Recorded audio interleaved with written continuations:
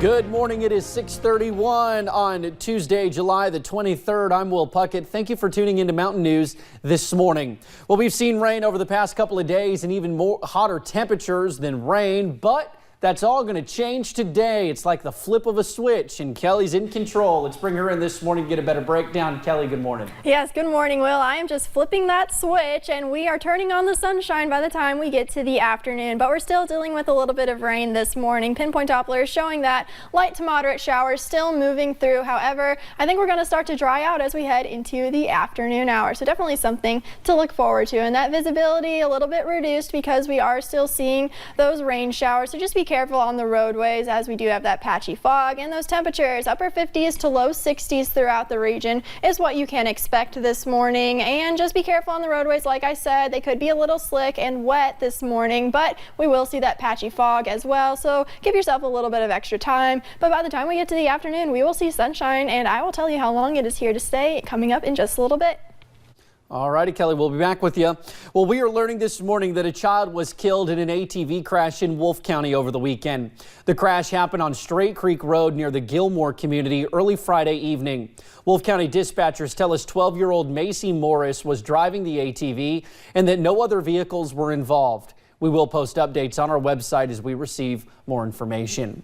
Well, Governor Bevin's plan for pension relief takes another step forward. It passed by a narrow vote on the House floor during day 3 of the special session. That bill now is on its way to the Senate as Republican leaders hope to have the proposal on the governor's desk sometime this week. Hillary Thornton was in Frankfort. House Bill 1 passes. House Bill 1 narrowly getting out of the House, needing 51 votes to pass, receiving 52. And I think that speaks volumes for this piece of legislation, the concerns, the problems with the bill. 9 Republican members siding with Democrats and their concerns. However, the rest of the majority party believing this bill, which is Governor Matt Bevin's proposal, is the best path forward for the dozens of groups, even with threats of lawsuits and concerns that it violates the contract between employees and the state. If it were to get struck down, which I don't believe it will, I believe it will stand on its merits even if it is litigated. But the consequences of that is there potentially be a lot of people lose their jobs. House Bill 1 would give the groups a 1-year freeze at the much lower 49%. It also gives them options, a choice to either make adjustments and stay in the system or to exit by paying what they owe in a lump sum or in installments. Now, also a concern for many lawmakers is their belief that this proposal is actually the path to some more major changes for the state's pension system. No question that this governor has the attitude of trying to privatize public pensions. And the way you privatize public pensions is you take the first step that was taken today. Now, Democrats did propose a few different amendments to this bill. However, due to the narrow scope of the governor's call into session, those ruled out of order and not given discussion. Some questioning if that is taking away the legislature's independence. No, we did call the shots. We're the ones that passed it with 52 votes on the floor today. That was a legislative decision to do so. Hillary Thornton, WYMT Mountain News. The bill did get its first reading by the Senate yesterday and will be considered by a committee this morning. Well, 9 House Republicans voted against the governor's proposal. Here's a look at those Eastern Kentucky lawmakers: Robert Goforth, Regina Huff, Bobby McCool, Jim Stewart, and Tommy Turner. Well, about 1 month before students move into the University of Kentucky, more than 300 still do not have housing assignments. UK says they are facing capacity issues because of a record number of incoming freshmen and sophomores staying on campus. A UK spokesperson tells us they are working with students, parents, and RAs to work out the challenge. Well, a recent wrong-way crash killed a family from Ohio. Usually it is only a matter of seconds from the time a driver gets on the interstate going the wrong way before disaster strikes. For the past couple of years, ODOT has been looking at wrong-way crashes, trying to find anything in common between 2 crashes so they could make a change to signage or exit ramps. The only thing that keeps showing up is drunk or drugged driving.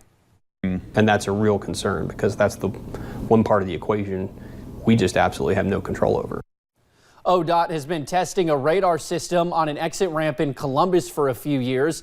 It detects someone going the wrong way. It lights up and starts flashing. it has been successful so far. Well, yesterday, Iran announced the arrest of 17 Iranians accused of spying for the CIA and says some have already been sentenced to death. President Trump says it's all propaganda and lies. The news comes as tensions in the Persian Gulf continue to escalate over Iran's seizure of a UK oil tanker. Natalie Brand has the latest from New York. Iran's Ministry of Intelligence released this video Monday claiming it's clear evidence of a CIA spy ring operating inside Iran. Iran says it's arrested 17 Iranian nationals who were sharing sensitive information with American handlers. President Trump called it propaganda. I read a report today about CIA. That's totally a false story. That's another lie. The allegations follow Iran's Revolutionary Guard storming a British-flagged oil tanker last Friday. Iranian state TV released this video that claims to show the crew members.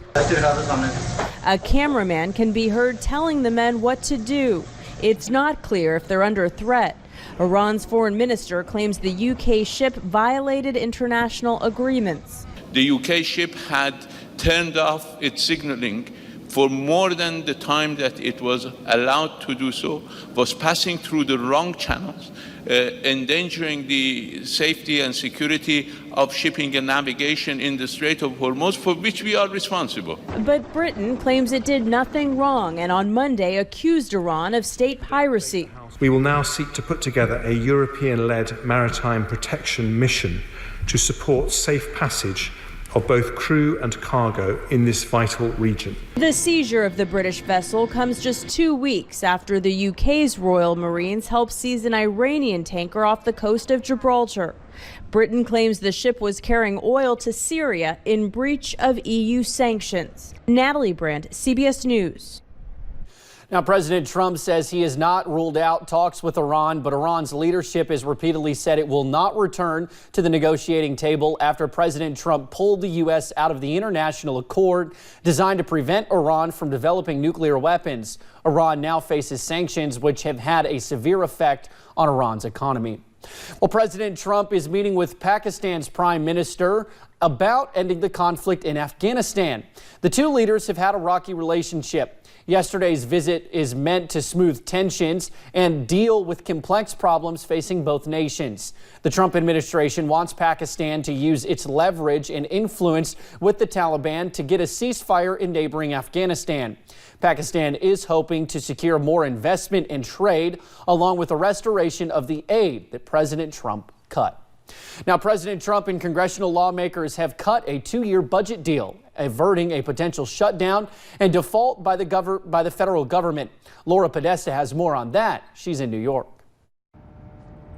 The White House and Congress reached an agreement on a critical budget resolution last night. President Trump announced the deal on Twitter, writing that it contained no poison pills and adding, quote, "This was a real compromise in order to give another big victory to our great military and vets." The budget, which still has to be approved by the House and Senate, suspends the national debt ceiling for 2 years. The deal increases spending by $320 billion, according to a congressional aide. Very important that we take care of our military. Our military was depleted, and in the last 2.5 years, we've undepleted it. Republicans had been seeking steep spending cuts. In a statement, House Minority Leader Kevin McCarthy said that while the agreement wasn't perfect, the GOP had to compromise. Deficit hawks within the party disagreed. The head of the Republican Study Committee said the budget endorses runaway spending. We're deeply concerned that many of our colleagues have no regard for the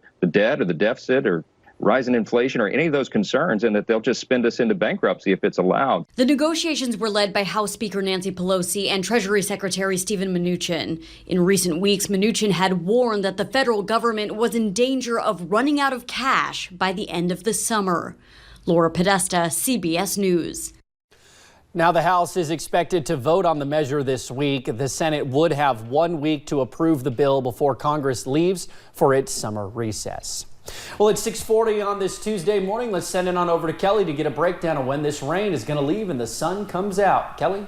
Well, we will see that rain get on out of here within the next few hours, and that sunshine will finally return to the mountains. Here you can see on Pinpoint Doppler a few lingering showers still moving through, moving east though, and starting to get on out of here. Heavy rain though starting to move into Middlesboro, but after this morning we will see plenty of sunshine, and those temperatures starting off the day a little bit on the chillier side. Low 60s for a lot of us, mid 60s for some, but then by this afternoon warming up just to the mid to upper 70s by the time we get to those afternoon hours, and we will see plenty of sunshine as well, but after these morning clouds we will see sunshine as we head into the afternoon, but it will be feeling a little bit more like spring than the middle of July. Can't wait, Kelly, can't wait. Well, you all can't wait either, because we'll have stories trending on WYMT.com next. As always, thank you for joining us on Mountain News this morning. We will tell you what first responders are doing regarding the opioid crisis to make sure they have the right tools to save people.